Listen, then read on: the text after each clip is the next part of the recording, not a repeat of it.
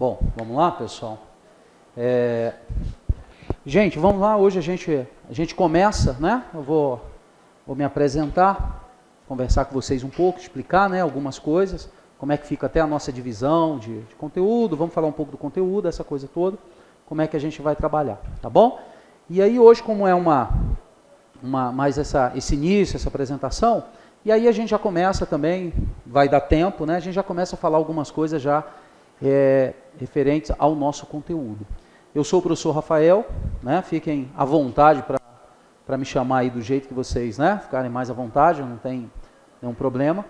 Eu sou professor de Geografia, tá, pessoal, junto com o professor Francisco, que posteriormente também vai se apresentar aí para vocês, tá bom?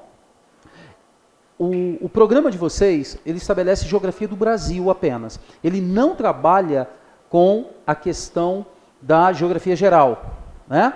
Mas dentro da Geografia do Brasil, pessoal, de qualquer forma, a gente vai dividir. Uma parte para mim e uma parte para o Francisco.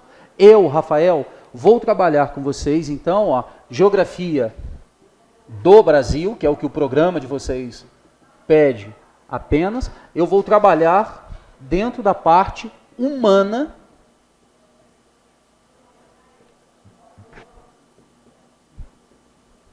e econômica.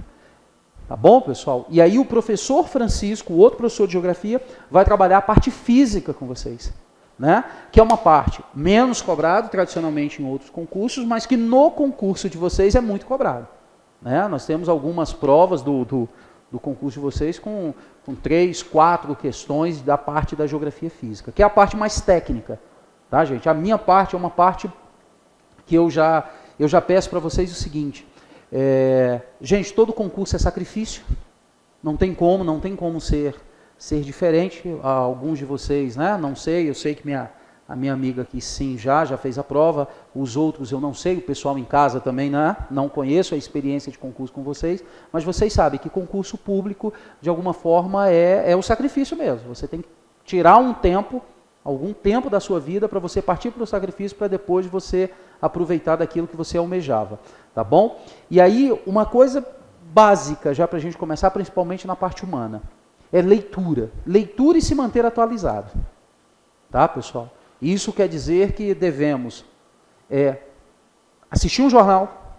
Não vou recomendar nenhum jornal, até mesmo por uma questão ideológica, porque cada um dos jornais, de cada canal hoje da televisão, ele tem um viés, tá, pessoal? Seja um viés, né, mais de esquerda, um viés mais de direita, um viés mais de centro, mas todos eles têm. Então, para quem está fazendo um concurso, é muito bacana que assista de uma forma variada, não fique preso somente a um, até mesmo para você não ter a visão direcionada para apenas um lado. Assista de tudo.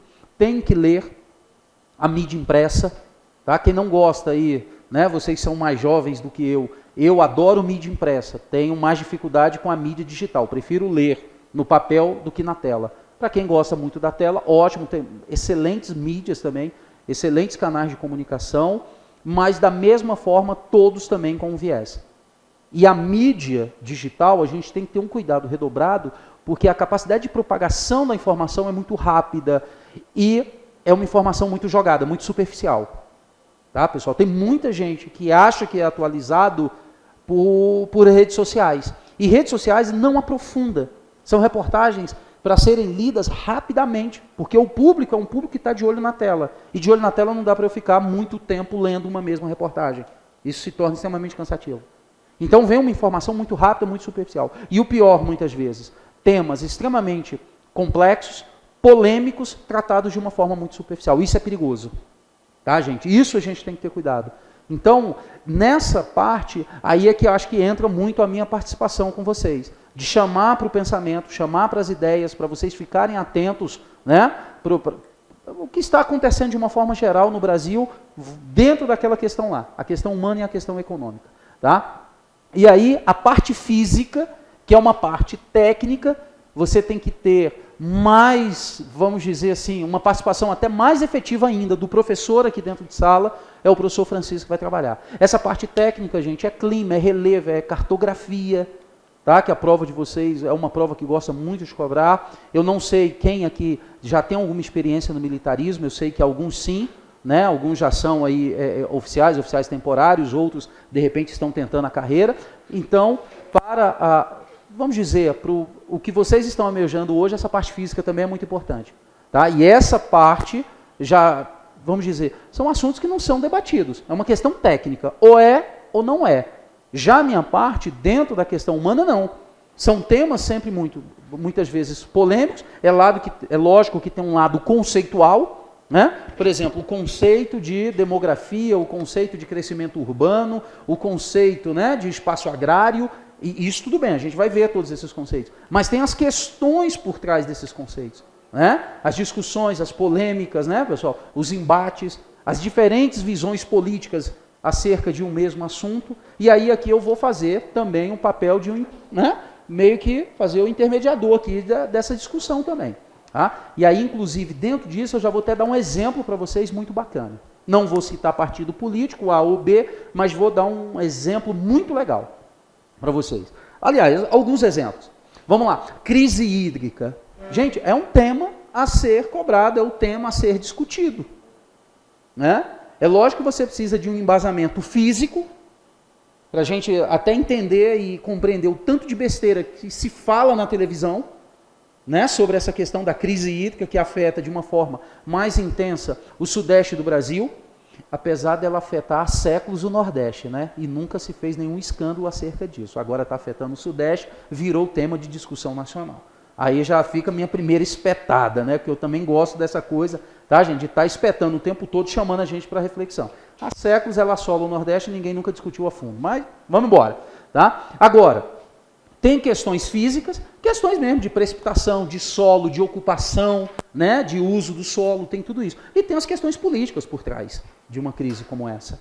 Né? O que foi feito, o que deixou de ser feito, como é que foi a gestão. Tá? Então, lógico que esses temas a gente tem que discutir dentro da ótica física, dentro da ótica humana. Agora, nós temos alguns assuntos que é puramente uma questão humana. Né? E aí algo que aconteceu até agora, recentemente, me chamou muita atenção. E que é uma questão que vem à tona e é muito bacana para uma prova também. Por exemplo, dentro da parte humana, a parte econômica ali do Brasil, humana e econômica, a gente vai falar do espaço agrário brasileiro. Que nós que temos uma vida urbana, muitas vezes, nós ficamos completamente distante desse espaço agrário. E a gente não percebe as relações, o tanto que somos dependentes desse espaço agrário brasileiro. Né, pessoal, afeta o meu dia a dia o tempo todo. Né? É a economia, é a balança comercial, é a queda do PIB, é a recuperação do PIB, é o que eu como. Né? É a pessoa, o imigrante que chega na cidade e que não arruma emprego e que vai para a rua. Quer dizer, essas coisas estão relacionadas e muitas vezes eu não consigo perceber. Agora a gente passa a perceber isso quando eu passo a entender o espaço agrário brasileiro. E aí eu cito esse exemplo porque eu me recordo que agora, recentemente, foi empossada a nova ministra da Agricultura no Brasil. Né, pessoal? A senadora Cátia Abreu. Né? Cátia Abreu foi, né, já era senadora, foi reeleita, só que foi, né, indicada pela presidente Dilma Rousseff para ser a nova ministra. E aí, já no discurso da senadora Cátia Abreu, no discurso de posse, ela acabou criando uma polêmica muito grande, uma polêmica que afetou alguns setores da sociedade brasileira de uma forma bem intensa. Inclusive, me incomodou bastante também o discurso da senadora. Né? Quando, ao assumir, ela fez uma referência clara e direta, né, com suas próprias palavras, que no Brasil não existe latifúndio. Foi o mote foi a grande questão que ela colocou no discurso dela, foi a não existência de um latifúndio. Não existem latifúndios. Ou seja, grandes terras, né, nas mãos de um proprietário. Aí você para e pensa, mas o nosso país, ele prevê e segura o direito à propriedade. Tá, só que a gente não está falando de propriedade de um bem industrial. Eu não estou falando de um veículo. Eu não estou falando de uma casa. Que cada um tenha a quantidade de casas que conseguir ter. Que cada um tenha na garagem os carros que conseguir ter. Agora, terra, eu tenho que ver de uma outra forma. Porque terra é a capacidade produtiva de um país. A quantidade de carros que você tem pode até me afetar, mas de uma forma mínima. Agora, a quantidade de terras que você tem pode significar a fome ou a comida no prato de uma família. Né? E ao afirmar que não existe latifúndio no Brasil, ela pegou e apagou 500 anos de história da grande propriedade agrícola no Brasil. O Brasil foi formado pela grande propriedade agrícola. O Brasil foi formado pela capitania hereditária, as Seis Marias e as grandes propriedades de terra hoje. Né? Que me desculpe a senadora ou outra pessoa ligada a ela, há inclusive as próprias terras imensas que ela tem no estado do Tocantins. Ela só esqueceu de citar, mas eu sei que tem. Aí calma aí. Alguém consegue produzir uma terra que é maior do que o Distrito Federal, e aí eu não estou dizendo que a terra dela é maior do que o DF, mas nós temos terras, inclusive registradas no INCRA, no site do INCRA, terras que são maiores do que o estado de Sergipe. Quem consegue produzir numa terra dessa? Todo o potencial, tirar dessa terra toda a sua capacidade produtiva. Né? Quer dizer, ninguém, não é impossível, pô. Uma propriedade maior do que um estado da federação, qual é a explicação para isso? Então, terra deve ser vista por outra ótica, porque a terra ela tem a questão, pessoal, o seu valor econômico, a sua importância econômica da produção, mas ela tem um papel também previsto em lei, na Lei de Terras do Brasil, que é a função social. O seu carro não tem função social para mim. O seu apartamento não tem função social para mim. A sua terra tem função social para mim, pô. A sua terra pode manter 10 trabalhadores do campo no campo, mas se ela estiver produzindo. Porque se a sua terra não produzir, esses 10 trabalhadores do campo virão para a cidade. E aqui, será que eles vão estar preparados para se inserir no ambiente urbano? Aí me afeta diretamente. Só que ao falar isso, ela ignorou tudo isso, pô. Ela ignorou a história do nosso país, ela ignorou a função social da terra, ela ignorou tudo. Então, gente, esse lado humano da geografia, ele está muito dentro dessas concepções também, ideológicas, filosóficas, e aí vai. É lógico que aí, para uma prova de vocês que busca ser uma prova mais técnica, ela não entra tanto em questões políticas, fica mais fácil para a gente. Porque não é uma prova que vai polemizar com esses temas, é uma prova mais direta, mais conceitual. É mais a sua visão. Mas, de qualquer forma, o entendimento dessas questões, elas vão passar pelo debate, pela discussão, mas principalmente, gente, pela leitura de vocês. Então tem que ler. Essa parte da geografia você tem que ler. Você tem que se manter atualizado. E muito bem atualizado. Tá? Então todo mundo aqui, de alguma forma, tem que pegar um tempo. Tira lá alguma mídia que você goste, qualquer uma, leia, mais importante, diversifique as suas mídias de leitura também. Não fique preso só a uma. Tá bom, pessoal? Extremamente importante isso. Agora, o que seria esse conteúdo, mais especificamente para vocês? Gente, a gente está falando de formação territorial do Brasil até as questões mais recentes. Sejam elas as relações econômicas do Brasil com seus parceiros do Mercosul, seja a iminência de uma atual crise econômica, seja as modificações do espaço agrário brasileiro e, principalmente, gente, algo que vem nos afetando muito, a dinâmica do espaço urbano hoje no Brasil. Nós passaremos por tudo isso, os meios de transportes, e nada é invenção da minha cabeça, tudo é o que está pedindo aí no programa de vocês. Tá? Então, a formação do território brasileiro é o início de tudo, é o nosso primeiro conteúdo. Como que o nosso território foi formado? E o porquê que isso é importante? Porque é na formação do território brasileiro que eu vou conseguir compreender, pessoal, muito da dinâmica atual. Então eu preciso muito desse auxílio da história, a colonização do Brasil. Vocês vão estudar isso em história e agora em geografia no começo, a gente não vai dentro da questão do aspecto histórico, mas eu vou pegar o aspecto histórico para a gente chegar na formação do território brasileiro. Como é que foi o processo de ocupação? Quais atividades trouxeram a população para o interior? Quais foram as consequências? Qual foi o papel de Brasília em tudo isso? Pessoal? Porque, por incrível que pareça, as pessoas às vezes não dão a devida importância para isso. Isso vai determinar o nosso espaço agrário, isso vai determinar o nosso espaço urbano, isso vai determinar o nosso meio de transporte, isso vai influenciar, pessoal, na economia do país como um todo. E são aspectos que estão o tempo todo me afetando.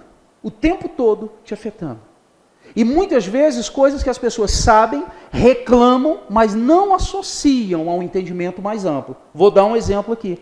A dupla tributação. quando se fala de transportes. Eu duvido aqui, quem gosta de pagar o IPVA e depois paga o pedágio com gosto. Você até paga o pedágio com gosto, porque quando você paga o pedágio com gosto, você anda naquela estrada que você deveria andar sem o pedágio, porque você paga o IPVA para andar na estrada daquele jeito. Agora, quando você pega o buraco, amassa a roda do carro, estoura o pneu, arrebenta a suspensão, que tu vai para a oficina que gasta R$800, dependendo do carro, se for um carro mais modesto um pouquinho, porque se for um carro igual outros carros aí, vai para R$1.000, vai para R$2.000 a conta fácil. Aí você fica puto da vida. E aí você fica puto da vida, mas tá. E qual é o entendimento dessa questão? Por que essa dupla tributação? E que só vem aumentando, né, pessoal? Aqui na nossa região, por exemplo, saídas agora, vocês viram, todas estão praticamente em obra, pessoal. 0,40 está sendo reformado. 0,60, saída para Goiânia. Está sendo tudo modificado. Mas é porque foram concedidas. Nós vamos ter que pagar pedágio agora. Porque era uma realidade muito do sudeste do Brasil, essa coisa do pedágio, sudeste e sul do Brasil. Essa realidade ela tá vindo para o norte e um pouco para o centro do Brasil, onde as empresas, lógico, privadas, veem grandes possibilidades de lucro, pessoal, ao pagarem para ter o direito de explorar essas vias de circulação. Agora, o que tudo isso tem a ver com a nossa história? Isso tudo que a gente está falando aqui de transporte. A escolha do nosso transporte, pessoal, está diretamente associada à formação territorial do Brasil, ao tamanho do nosso território. Então eu tenho que compreender o território do Brasil. É o primeiro tópico do nosso conteúdo. Aí vamos. Formação territorial do Brasil. O processo de industrialização do Brasil está muito associado, tanto que eu já coloco como segundo grande tema, é o nosso processo de industrialização, o que pede o programa de vocês. Por quê? Como, as fases, as características e as políticas adotadas em cada fase da industrialização. Vamos passar por tudo isso. Tá, pessoal? Tudo isso. Aí a gente já vai, sistemas de geração, a matriz energética brasileira, outro tema que tem que estar muito antenado, tá, pessoal? Que 2015 vai ser um ano chave nessa questão energética para o nosso país. Nós estamos correndo seríssimos riscos, de ter um grande prejuízo econômico por conta da questão energética. E aí vem algumas experiências muito bacanas, porque nós temos uma matriz energética boa. É incrível, pessoal. Nós temos uma matriz energética com uma capacidade de renovação que quase ninguém no mundo tem. Só para a gente ter uma ideia, olha isso aqui. 13% apenas das fontes de energia utilizadas de forma geral no mundo são renováveis. No Brasil, esse número pula para 45%. Olha que dado bacana. Só que a estatística, ela não é tão nua e crua dessa forma, só um número. Depende de como eu entendo esse número. Isso aqui é bom ou é ruim? Eu posso fazer um discurso aqui de algo fantástico. Cara, isso é um país, cara. 45% da nossa matriz de energia é renovável. Ninguém no mundo tem isso, olha a média mundial. Pouquíssimos países no mundo têm essa capacidade. O Brasil tem. Agora, essa capacidade de ser renovável da nossa matriz, ela está associada ao quê? À hidroeletricidade. Porque a hidroeletricidade é classificada como uma fonte renovável. Chove, cai, corre no rio, armazena, gera energia. Enquanto isso está chovendo de novo. É renovável. Só que com a crise hídrica, os reservatórios todos perdendo capacidade de geração. Aí está vendo o que era bom, agora vai virar um problema? Por quê? Porque nós não diversificamos tanto assim a nossa fonte. Nós sempre confiamos na hidroeletricidade. É limpa, mais barata, renovável, gera impactos ambientais, vários, mas sempre nos venderam as características positivas como algo extremamente compensador. Mas e agora, no ano de uma possível crise hídrica? Como é que fica a nossa questão energética? Vocês viram aí que a conta de luz, pessoal, já deu um salto. Bandeirinha vermelha já foi acionada. Todo mundo agora já está pagando mais caro pela energia. Olha o problema. E setor energético, gente, energia cara quer dizer que eu vou encarecer todo o processo produtivo. A agricultura, a indústria, o comércio. Todo mundo. E no ano de uma possível crise, o risco da inflação, de volta, ainda mais para o brasileiro, pessoal? Dê qualquer coisa para o brasileiro, menos a perspectiva de aumento da inflação. né? Porque quem viveu da década de 80, eu sei que vocês eram meninos na década de 80, mas quem pegou a década de 80 para trás, ou viveu aquela realidade na década de 80, tem mais medo da inflação do que qualquer outra coisa nesse país. Pessoal? Olha só, aspecto físico, um aspecto humano, já vou lá numa questão econômica. Então, entender esses aspectos humanos do Brasil, gente, é complexo. Mas eu garanto para vocês o seguinte, quando você entende cada um deles, você passa a ter uma outra visão do seu país. Melhora muito a visão que você tem do seu país em todos os aspectos. Vamos falar da população brasileira, porque juntamente a formação de um território se deu a formação de uma população, se deu a formação de um país. Pessoal? Não foi um país pronto que estava expandindo o seu território, era um país em formação com uma população em formação. Então, lógico, a formação da população brasileira, a diversidade hoje do Brasil está diretamente relacionada à formação do seu território, às atividades econômicas que eram desenvolvidas. Pessoal? A prova disso é que eu estou aqui, né? Sou brasileiro, negro. E a minha história lá no passado tem a ver com uma atividade econômica implantada nesse país. Quer dizer, e aí a gente começa até pensar, visualizar algumas questões que são muito interessantes, né? Nós acabamos de passar por um processo eleitoral complicado, disputado, muito acirrado, talvez o mais da nossa recente história de redemocratização, mas algumas coisas muito ruins ficaram desse processo eleitoral, né, pessoal? E aí, de novo, vem o meu cuidado com as redes sociais. Eu, particularmente, com muita ira, eu respondi a um post de um WhatsApp feito por algumas pessoas, quando, ao término do processo eleitoral, e se você vive numa democracia, você tem que entender que ela não pode ser boa só quando ela te favorece. Quando a democracia me favorece, eu acho ela um espetáculo. Agora, quando eu tenho que tomar a decisão, cara, me dá uma vontade de bater a mão na mesa e gritar mais alto e tomar a decisão sozinha, não ser democrático, ainda mais se a decisão for contra a minha vontade, né, pessoal? E aí, ao final de um processo complicadíssimo, já disse, gente, começaram a circular pelas redes sociais a questão do Nordeste. E agora as piadas continuam. Pega Nordeste. Tá vendo? Foi a sua escolha. Calma aí. A escolha foi do Nordeste mesmo? Então, eu tive a minha vontade contrariada, então agora eu vou condenar os nordestinos e os nortistas? Mas quando eu estou lá na praia, tomando água de coco, naqueles paraísos lá, eu não quero condenar o Nordeste. Aí eu tive a minha vontade política contrariada, aí eu vou lá e venho com o discurso da separação. Gente, teve gente transmitindo para os seus grupos um mapinha sugerindo a separação do Norte e do Nordeste. Aí muitos pensam, nossa, professor Rafael, muito catastrófico você, era só um postzinho com mapinha. Tudo começa dessa forma. Um dia, o movimento separatista, pessoal, do País Basco, entre a Espanha e a França, começou talvez com uma pequena reunião, 2, 3 pessoas. E olha no que foi parar, na formação de um grupo terrorista, extremamente atuante na Europa durante décadas, pô. E para aqueles que pensam que é apenas um simples post no WhatsApp, vamos lembrar que nós já temos representantes em câmaras municipais, em prefeituras de cidades importantes no sul e do sudeste do Brasil, que seus partidos já defendem claramente e continuam defendendo a separação do país. Quer dizer, gente, olha quantas questões o tempo todo nós estamos vivendo associadas ao conhecimento de Brasil, do nosso processo histórico. Então vamos. Formação do território brasileiro, as atividades econômicas desenvolvidas, o processo de interiorização e, lógico, alguns conceitos aí no meio que, dependendo do nosso tempo, a gente já começa hoje a falar um pouco desses conceitos.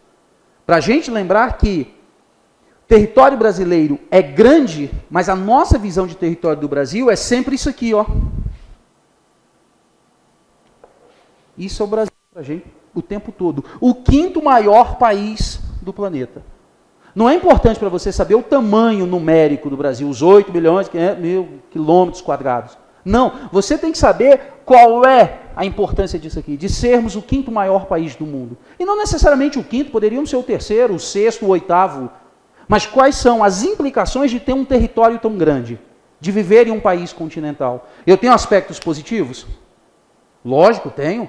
Olha a nossa capacidade em termos, né, pessoal, de exploração de recursos naturais. Quer dizer, eu tenho fontes de recursos, e aí eu gosto muito de citar o exemplo do nióbio, né? O nióbio é um metal, né, importante, principalmente na fabricação de ligas metálicas, né, pessoal, para a construção de alguns componentes na indústria aeronáutica e principalmente da indústria espacial. Muito importante nesse sentido. O Brasil detém 97% das reservas de nióbio do planeta. 97% das reservas de nióbio do planeta estão no Brasil. Olha que coisa bacana. Mas isso por quê? Porque o nosso território, né, pessoal, ao passar por um processo histórico que vai nos dar explicação, esse território foi sendo expandido por uma série de fatores que nós vamos trabalhar. Mas olha a vantagem. Quantos recursos minerais nós temos? Bauxita, né, pessoal? Minério de ferro, manganês, cassiterita, e aí vai. Agora, é só vantajoso você ter um território tão grande desse jeito? Como é que você mantém a malha rodoviária no Brasil? Quando a gente pega e olha lá para a Europa, França, Alemanha, estradas fantásticas, né, as autobahns, todo mundo quer ter uma via daquela aqui no Brasil. Só que você tem que só lembrar o seguinte, e aí eu não estou justificando a nossa incompetência, só estou, né, que a nossa incompetência no setor de transportes é um negócio assustador, tá, pessoal? Mas só estou provocando um pouco. 200 quilômetros de uma rodovia muito bem construída na Alemanha atravessa o país inteiro e custa quanto? 200 quilômetros de uma mesma rodovia dessa no Brasil, já vai ter o primeiro problema que ela vai custar o dobro, né? Mas tudo bem, vai custar o dobro. Mas 200 quilômetros no Brasil, eu vou ligar Brasília a Goiânia. Eu estou no interior e continuei no interior do país. Não interliguei nada aos grandes centros produtores do nosso país, que estão mais na faixa litorânea. Olha o custo desse território tão grande. Sem citar, né, uma questão muito clara para a gente, a dificuldade que nós temos da vigilância da nossa fronteira. É um problemaço a nossa fronteira. Entra de tudo, de gasolina adulterada, gente, a armas de calibre pesadinho, tudo entra pela fronteira desse país, pô. Professor, mas é incompetência nossa também. Lógico, se fôssemos competentes, conseguiríamos olhar nossas fronteiras de uma forma muito mais eficiente. Mas você concorda comigo que por mais que fôssemos competentes, a nossa situação ainda seria diferente? Estados Unidos, uma fronteira gigante. Norte, só com o Canadá. São assim, nas relações internacionais. São parceiros. Ninguém quer sair do Canadá enlouquecido para ir para os Estados Unidos. Até mesmo porque o IDH do Canadá é maior do que o dos Estados Unidos. Então as dificuldades são mínimas, pô. E ao sul, com o México, aí um problema. E aí o que os caras fazem? Um mega aparato, né, gente, de vigilância na fronteira com o México. A fronteira mais vigiada do planeta. E mesmo assim eles têm problemas. E muitos com a fronteira sul. E o Brasil?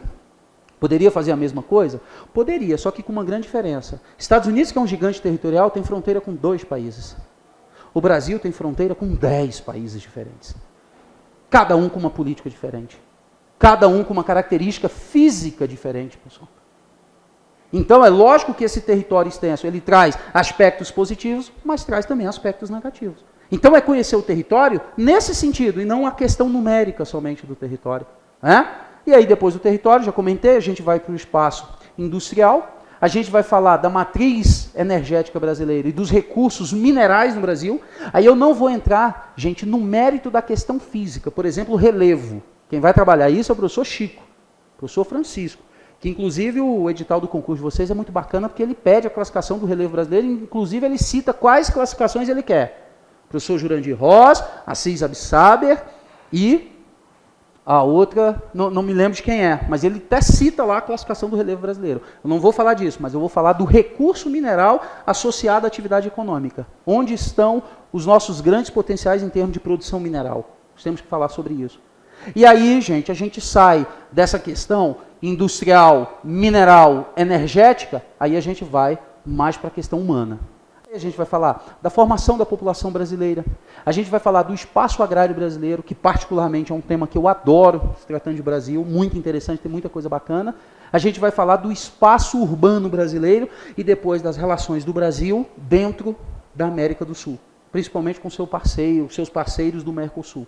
Aí a gente fecha o nosso programa. tudo que está pedindo lá. Lógico, né, pessoal? Estou dando uma sintetizada, né, dentro dos temas maiores. Cada tema desse, nós vamos esmiuçar, vamos ali nos detalhes mais importantes.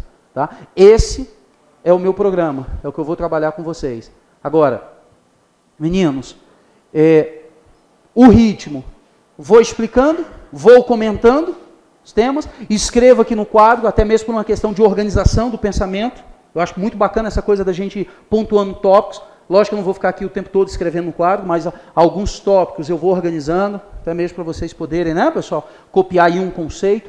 Onde houver divergência conceitual, eu vou alertar vocês, por conta da bibliografia de vocês. Tá, pessoal? Uma bibliografia, inclusive, muito tranquila, gente. Bibliografia de ensino médio, basicamente. Tranquilo. Stack de Sene, ótimo livro, um livro muito fácil de a leitura, o entendimento. A Lígia Terra, também, que é um outro livro recomendado. Muito tranquilo, só tem uma leitura pesada e complexa na bibliografia de vocês, que é Milton Santos. Tá? Professor Milton Santos. Milton Santos não se sinta prejudicado, né, de alguma forma, se você estiver lendo Milton Santos e ficar com aquela sensação que não está entendendo nada. Tem que voltar no texto para ler de novo. Normal, gente. Normal mesmo, tá? Até para a gente que é da área, que é geografia, às vezes você pega um texto do Milton Santos e você fica um pouco cansado, porque é uma leitura densa, uma leitura pesada, uma leitura técnica, tá? Mas é o maior geógrafo que esse país já produziu, respeitado mundialmente. Aliás, mais fora do que aqui dentro. Aliás, outra característica comum, né? Nossas cabeças são mais respeitadas lá fora do que aqui por nós mesmos. Isso é muito comum. Inclusive, eu gosto sempre de citar esse fato, né? Quando Milton Santos morreu, está entre as 10 maiores cabeças que esse país já produziu, saiu uma nota no jornal, de pesar do falecimento. Uma notinha desse tamanho. Estava como manchete na época, né, pessoal? Sucesso, assunto discutido no Brasil inteiro. O seguro que a Carla Pérez tinha feito da bunda, né? Era o que estava dando no Brasil notícia, né? Aquela coisa toda. O seguro da bunda da Carla Pérez e o professor Milton Santos morrendo. Mas tudo bem. É a única leitura pesada. O resto, gente, todas as leituras tranquilas. Quando tiver... Tem o do Milton Santos? Maravilha. Então compartilhe com os colegas. Tá? Então, gente, é isso. De toda aquela bibliografia, é a leitura pesada que tem, é só Milton Santos. As outras, todas tranquilas. Tá? E aí eu estou sempre muito atento para fazer o seguinte. Quando houver alguma divergência conceitual entre os autores, já vou dar um exemplo para vocês.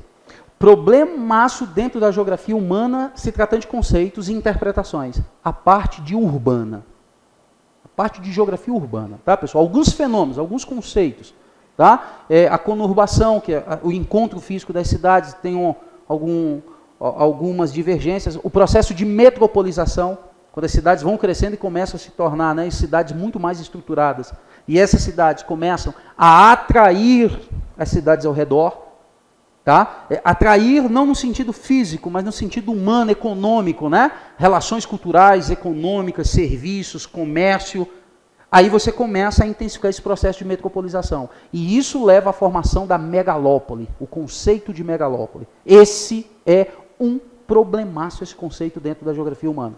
E aí eu vou passar as duas visões para vocês. O que diz um autor, o que diz o outro, o que pensa a arquitetura e o urbanismo e o que pensa a geografia sobre alguns fenômenos. Que é um cuidado que a gente tem que ter, tá, pessoal? Alguns conceitos para a geografia nos leva ao entendimento diferente de alguns conceitos da arquitetura e do urbanismo.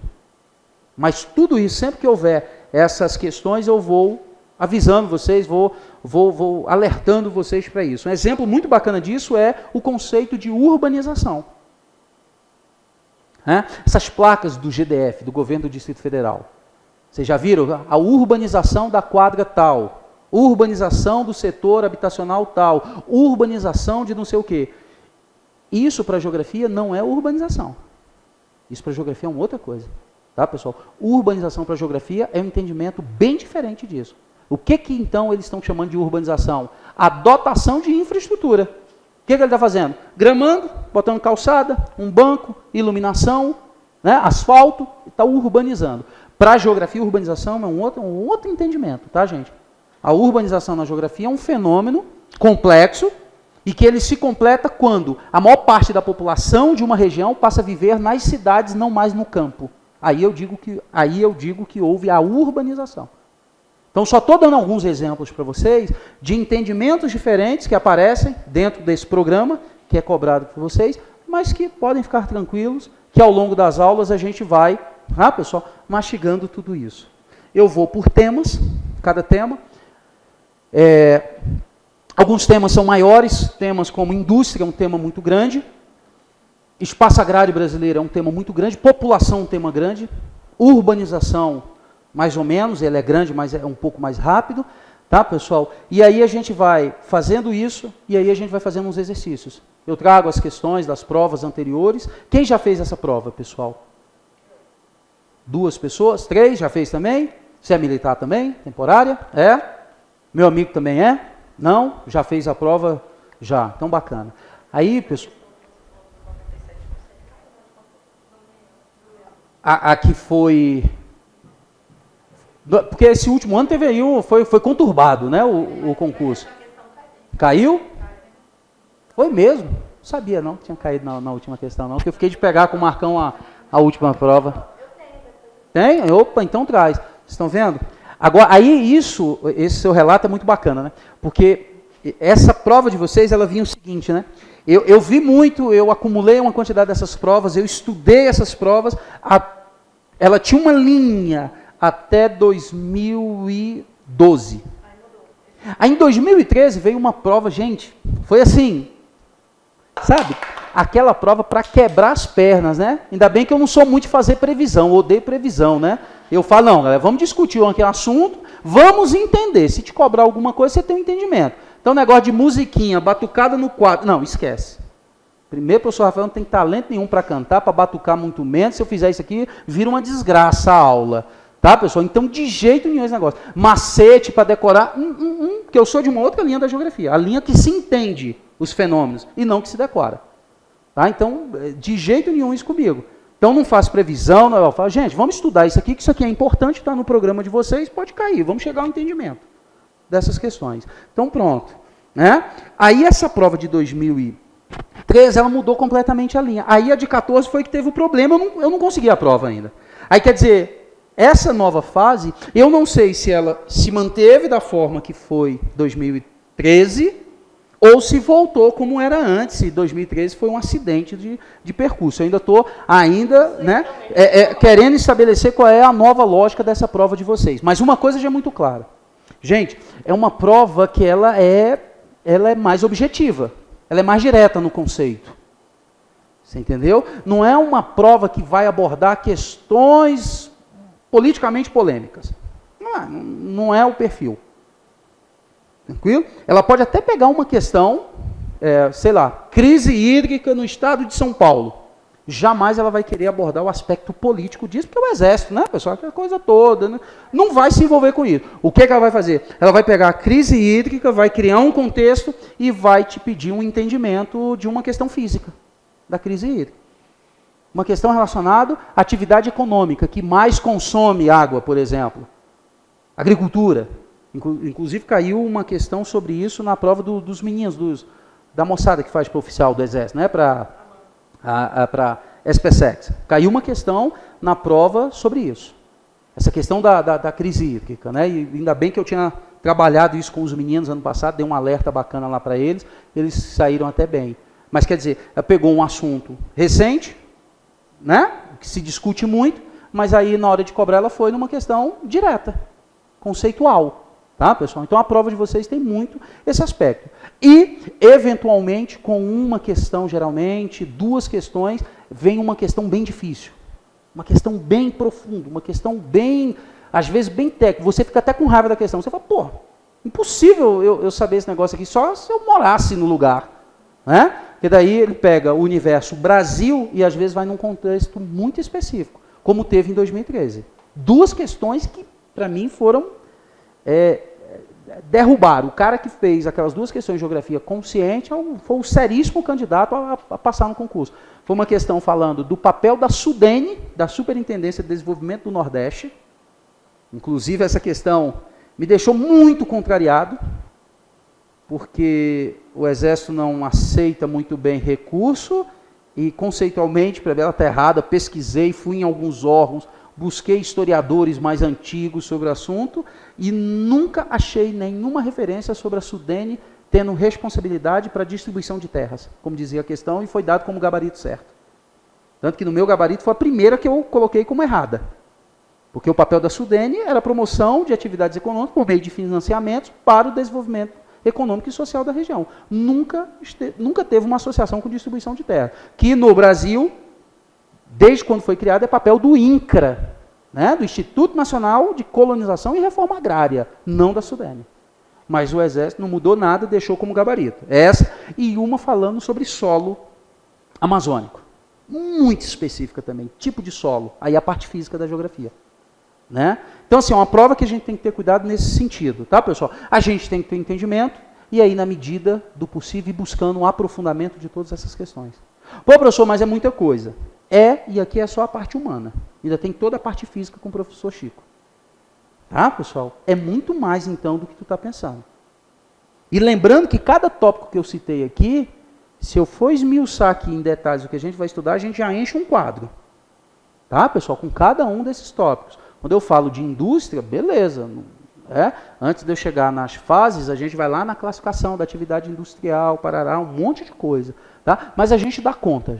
Tá, pessoal? Eu afirmo para vocês, até peço uma tranquilidade, que a gente sempre consegue cumprir o programa direitinho, a gente faz exercício, a gente responde as provas passadas, as provas, né? Que já aconteceram, a gente tira dúvida, vira e mexe um aluno traz alguma questão de um outro concurso, a gente discute, eu apresento a questão, tá? Sempre muito nesse sentido. E, pessoal, peço para vocês de uma forma geral, nessa parte humana, a participação de vocês também é muito importante. Tirar dúvida, perguntar, a gente não deixa nenhuma dúvida passar. Uma coisa que você está achando que escutou, não, confia, professor, é isso mesmo, professor, eu li isso, professor, eu vi isso. Tá? E aí, para o pessoal em casa também, apesar de eu ter um bom conhecimento de Brasil, eu peço também que pergunte, e não vou nem pedir para fazer isso, que já é uma prática. Sempre que eu vou trabalhando um assunto com vocês, eu vou citando exemplos, que eu acho que facilita muito a visualização, né, do fenômeno do ocorrido. E o pessoal em casa sempre participa muito. Professor, isso que o senhor está falando está acontecendo aqui na minha cidade. Chegou uma empresa chinesa aqui, está quebrando todo mundo, as indústrias estão fechando, essa coisa toda. Então, só fortaleça isso, pessoal, em casa também. Participe, pode participar, mande a pergunta, mande o caso, um exemplo, que a gente acaba compartilhando. E os exemplos aqui da nossa região também a gente vai compartilhando com vocês, falando no nosso contexto mais aqui da região central do país como um todo. Porque, gente, o objetivo é a gente mesmo fazer um retrato de Brasil. Inclusive, entender bem essa questão dos dois Brasis, né? O Brasil que come e o que passa fome, né? O que está no smartphone o dia inteiro e o que está no cabo da enxada o dia inteiro, né? O que está com a piscina e o cara que está carregando lata d'água na cabeça. Quer dizer, então, ao longo de todos esses temas, nós vamos vendo também essas, né, diversidades, esses antagonismos também econômicos do nosso país o tempo todo. Beleza, pessoal? Tranquilo? Gente, alguma dúvida? Eu falo mesmo, viu, gente?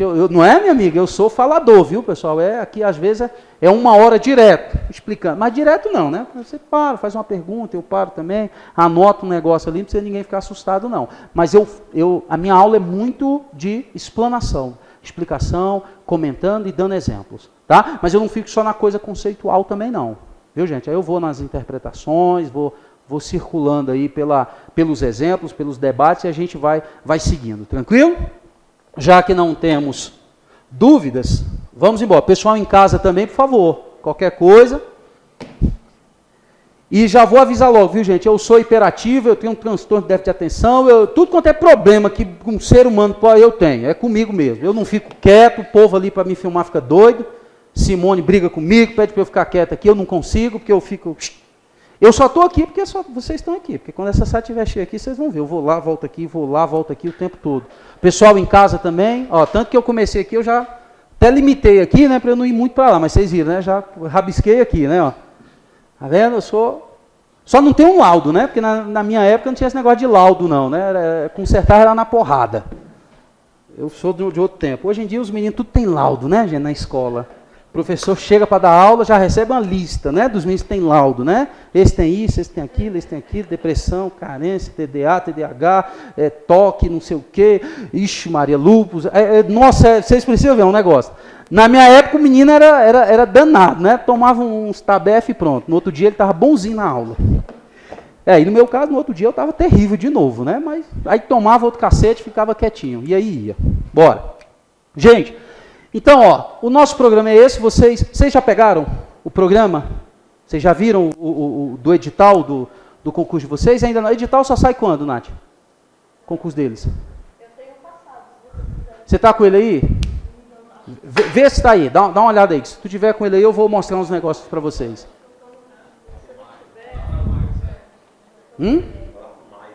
É por aí, né? É porque eu dou aula aqui para vocês, aí eu... Acho que é mais para frente, Não estou com ele aqui não. Não, gente, mas o edital, independente disso, vocês vão ver, a gente já vai... Vocês vão ver quando sair o edital, boa parte dele a gente já trabalhou, não tem grilo isso não. Mas vamos lá. Gente, o primeiro tópico que nós vamos falar então é isso aqui, ó.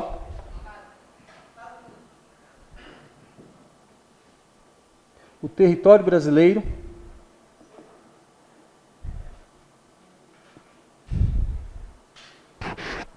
Tá? Nosso primeiro tópico. E aí depois a gente vai na formação. Mas primeiro vamos falar um pouco desse nosso território.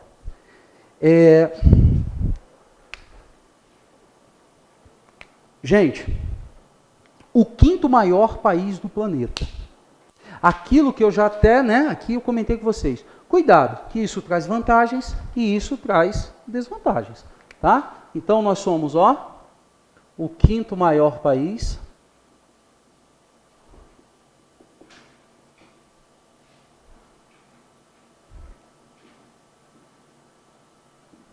Somos o quinto maior país territorialmente, por coincidência também, somos a quinta maior população do mundo, né? Quinto maior território e a quinta maior população, mas é só uma coincidência. Nada foi combinado, tá? E vamos lembrar que eu não preciso me preocupar com esse número, mas eu tenho que lembrar que isso aqui me traz, ó, vantagens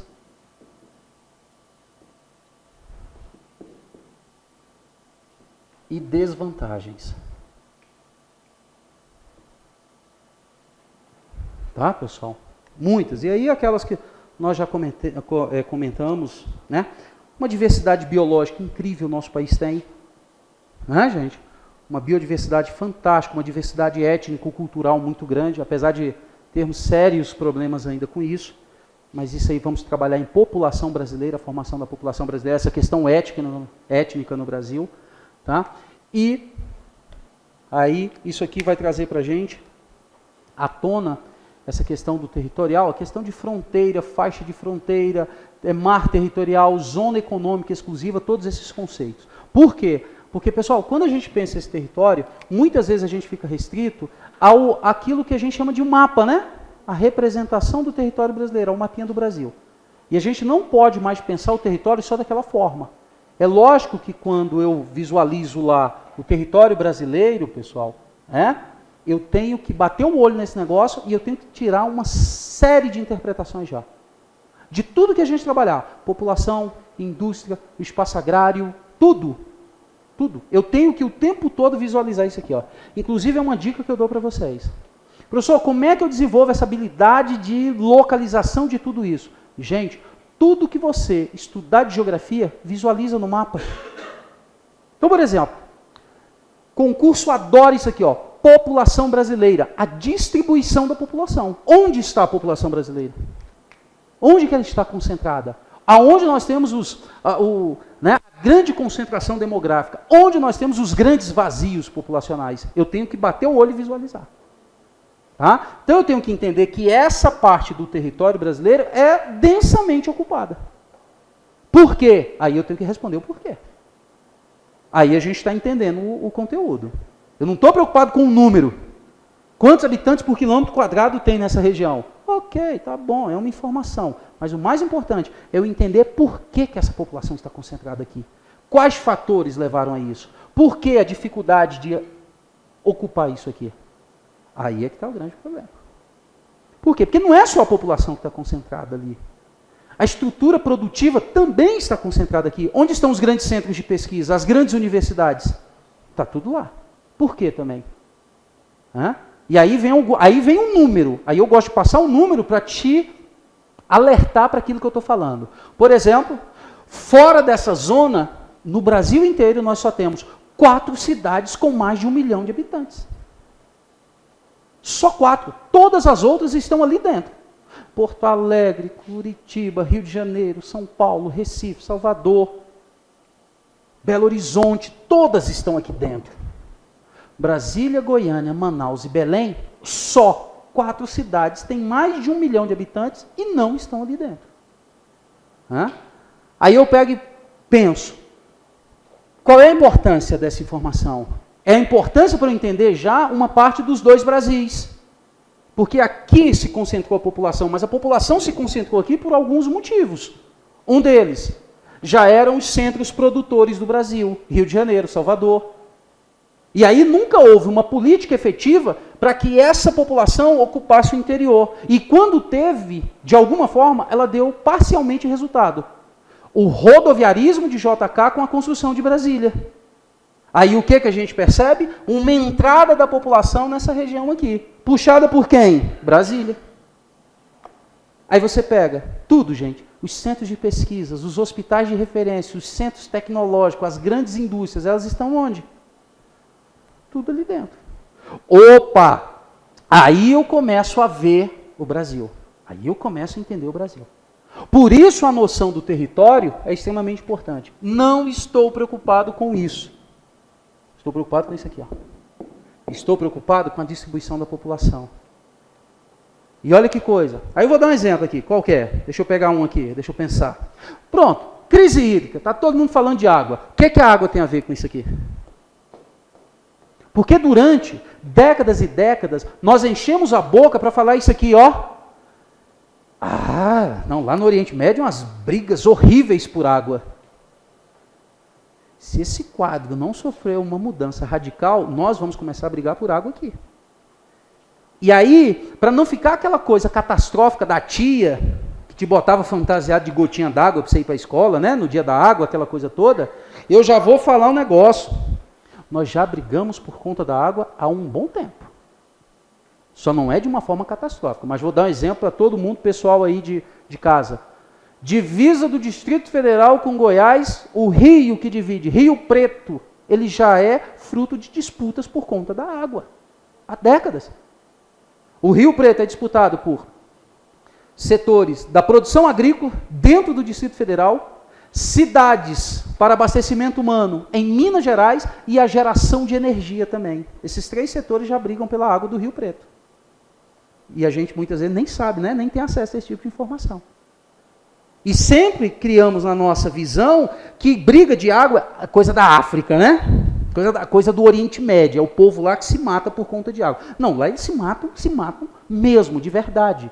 Soldados armados guardando alguns reservatórios de água, e quem se aproxima é morto. Dessa forma aqui, ainda não. Mas quem nunca viu um caso de controle da água no semiárido nordestino? Que o açude, quando é construído dentro da terra do coronel, para ele ter o controle da água. Agora, essa crise no sudeste do Brasil, me desculpe, não me interpretem mal, mas eu achei extremamente positiva, para mudar algumas visões que nós temos, do tipo, país abençoado por Deus.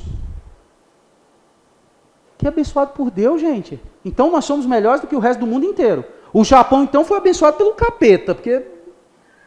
Não, é porque se for por questão territorial, meu amigo, se o Brasil é abençoado por Deus, o Japão foi amaldiçoado pelo capeta, né? Porque não pode. É terremoto, é vulcão, é tsunami. O povo vive... Mas, rapaz, que inferno é aquele, rapaz? Né? Não, gente... Não, diabo do inferno é aqui. Não, eu estou fora desse negócio de Brasil abençoado por Deus.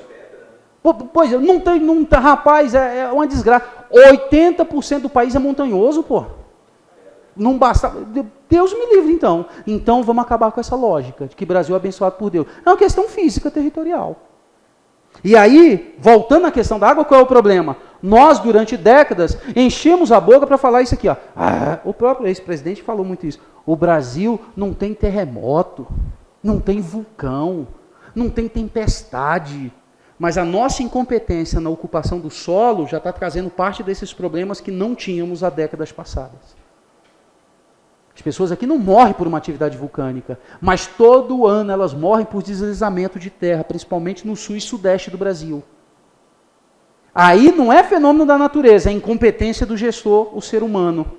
E aí uma das coisas que sempre enchemos a boca para falar, nós temos 16% de toda a água doce do planeta. Cara, olha que dado incrível. 16% da água doce no planeta está no Brasil. Olha que coisa. Aí por conta disso, nunca nos preocupamos com a boa gestão do recurso. Não, rapaz, senta o pau aí, usa, não acaba não. Deus abençoou esse país, rapaz, tem água. Vamos lavar a calçada, vamos piscina, vamos lavar o carro, vamos fazer tudo. Água aqui não acaba. De todos os países do mundo, mais de 200 países no mundo. Quer dizer, se fosse dividir igualmente, né, pessoal, ia dar 0,4 alguma coisa para cada país. Nós ficamos com 16% de toda a água doce do planeta. Mas olha o detalhe, se você tem noção do território brasileiro, você já sabe, ou deveria saber, né, pessoal, e aí eu estou falando do gestor, que isso não era garantia de nada. Sabe por que não é? Porque eu tenho 16% da água doce no planeta, porque eu não posso esquecer que só o rio Amazonas, ele derrama no mar 222 milhões de metros cúbicos por segundo. Nenhum outro rio no planeta faz isso. 222 milhões, tá, pessoal? De metros cúbicos, não de litro. Cada metro cúbico, 1.000 litros. E não é por minuto, muito menos por hora, é por segundo. Mas onde é que está o rio Amazonas? As indústrias estão utilizando a água do rio Amazonas, pessoal? O setor agrícola produtivo no Brasil, que segura o nosso PIB, está utilizando essa água? As grandes usinas geradoras de energia estão utilizando essa água? Ela está sendo utilizada basicamente para o transporte. Por quê? Porque ele corre aqui. E os centros produtivos estão aqui. Eu poderia ter 40% da água doce do planeta, mas com essa distribuição, ela não resolve o meu problema. Ela não resolve o meu problema. Beleza, 222 milhões de metros cúbicos por segundo estão sendo jogados no Oceano Atlântico.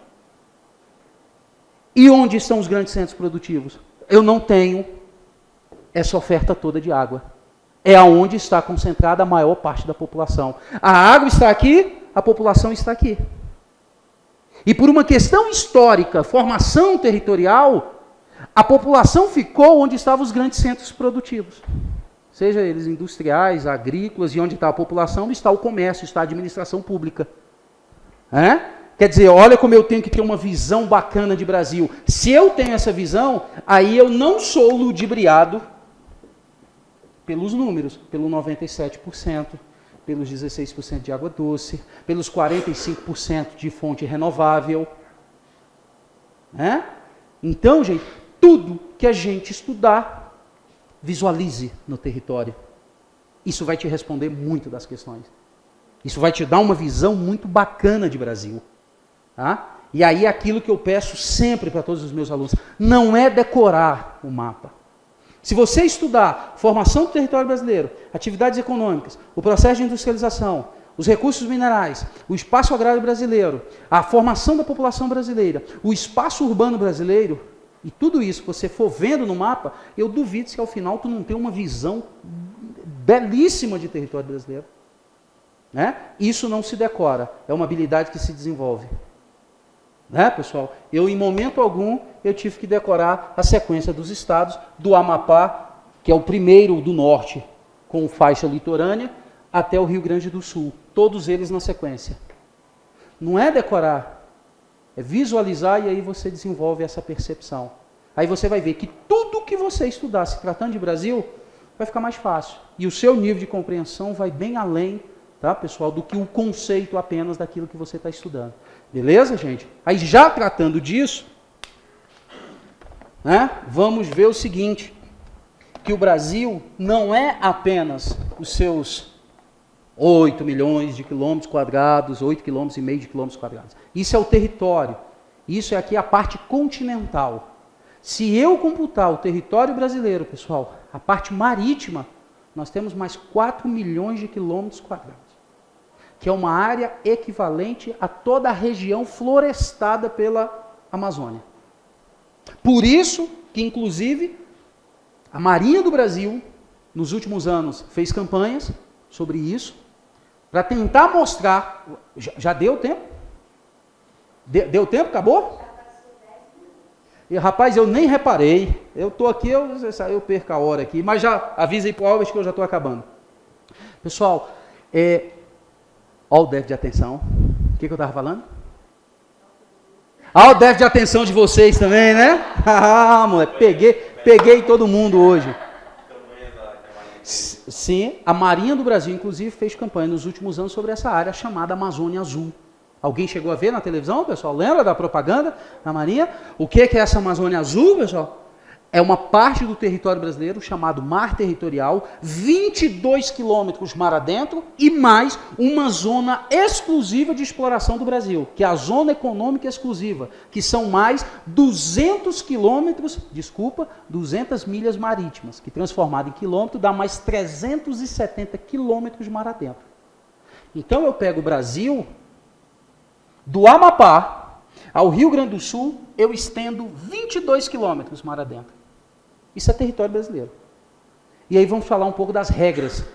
De acordo com a conferência, né, pessoal, lá na Jamaica, em 1982, a Conferência de Montego Bay, que estabeleceu os direitos sobre o mar para os países da ONU, das Nações Unidas. Vamos ver o que foi estabelecido. Mas na próxima aula, né, que eu já venci o meu tempo. E depois do mar territorial, que se estende às ilhas, Atol das Rocas, Fernando de Noronha, São Pedro, Martim Vaz, todas, também tem 22 quilômetros. A partir da linha média da praia. Tranquilo, pessoal? E depois disso, nós temos mais 370 quilômetros que é território brasileiro. No mar territorial, soberania completa. A soberania que nós temos no nosso território, nós temos no mar territorial. Já na extensão do mar territorial, na chamada ZE, Zona Econômica Exclusiva, cuidado para não confundir com ZE lá na China. Lá na China isso tem um outro contexto, que é Zona Econômica Exclusiva, que é onde as regras do capitalismo prevalecem num país politicamente socialista. Esquece isso aqui. ZE, Zona Econômica Exclusiva. O nome já te responde o que é isso. É uma zona onde o Brasil tem a exclusividade na exploração econômica. Só o Brasil pode pescar, só o Brasil pode explorar os recursos minerais ali presentes. Ou o Brasil tem autonomia para permitir que outro o faça. Mas a prioridade na exploração é do Brasil. Por isso a história do pré-sal, parará, mais uma, né? E que tudo vem meio que caindo, né? Com esses escândalos da Petrobras. Saímos de território e chegamos na Petrobras, né, pessoal? Tudo, de alguma forma, vai interligando uma coisa com a outra. Tranquilo, pessoal? Aí na próxima aula a gente continua aqui de território até a formação do Brasil. Beleza? Maravilha, gente. Obrigado, pessoal em casa. Até a próxima aula. Valeu!